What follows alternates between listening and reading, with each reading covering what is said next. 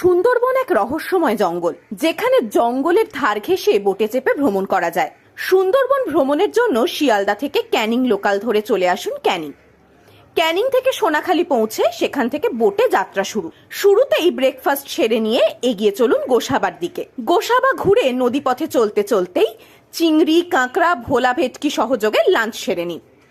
এরপর বিকেলের সানসেট দেখতে দেখতে হোটেলে ফিরে রাতে ঝুমুর নাচ দেখে ডিনার করে শুয়ে পড়ুন।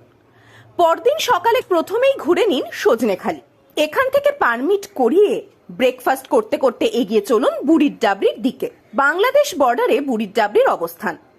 কপাল ভালো থাকলে বন্য প্রাণেরও দেখা মেলে। এরপর লাঞ্চ সেরে নদীর নোনা হাওয়া গায়ে মেখে সন্ধে হোটেলে ফিরে আসুন। পরদিন সকালে ব্যাগপত্তর নিয়ে বোটে চেপে এগিয়ে চলুন দোবাকির দিকে। এরপর লাঞ্চ সেরে চলে আসুন সুধন্যখালী। এখানে রেস্কিউ করা বাঘ দেখতে পাবেন। এরপর